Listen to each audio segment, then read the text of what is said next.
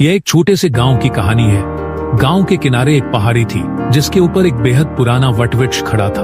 कहते थे कि जिसने भी उस पेड़ के नीचे बैठकर कोई संकल्प लिया उसके जीवन में कुछ बड़ा बदल जाता था। लेकिन उस पेड़ तक पहुंचने का रास्ता बहुत कठिन और खतरनाक था, इसलिए लोग सिर्फ कहानी सुनते पर वहां जाते कम थे। गांव में आरव नाम का एक लड़का रहता था। वह साधारण परिवार से था, पढ़ाई में भी बहुत औसत, पर उसमें एक बात खास थी, वह कभी हार नहीं मानता था। एक दिन उसके स्कूल में परीक्षा के नतीजे आए। उसके दोस्त पास हो गए लेकिन आरव असफल हो गया। सब उसे चिढ़ाने लगे। उस रात वह बहुत दुखी बैठा था।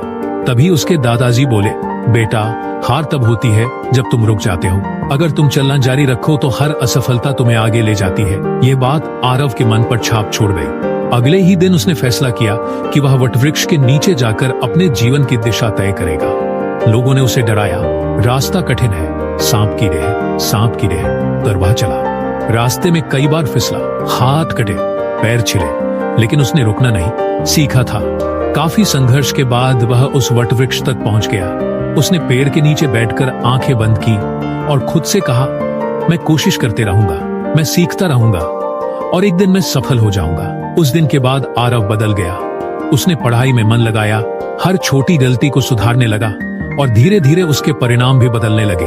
कुछ वर्षों बाद वही आरव अपने गांव का पहला इंजीनियर बना। लोग वही थे, पर सोच बदल गई थी। जब वह गांव लौटा तो बहुत से बच्चे उसके आसपास आ गए। उन्होंने पूछा, भैया, आप इतने सफल कैसे हुए? आरव मुस्कुराया और बोला, मैं बस एक बात नहीं भूला, हार सिर्फ तब होती है जब तुम रुक जाते हो। सीख, जीवन में कितनी भी कठिनाइयां आए, अगर आप चलना नहीं छोड़ते तो मंजिल एक दिन जरूर मिलती है।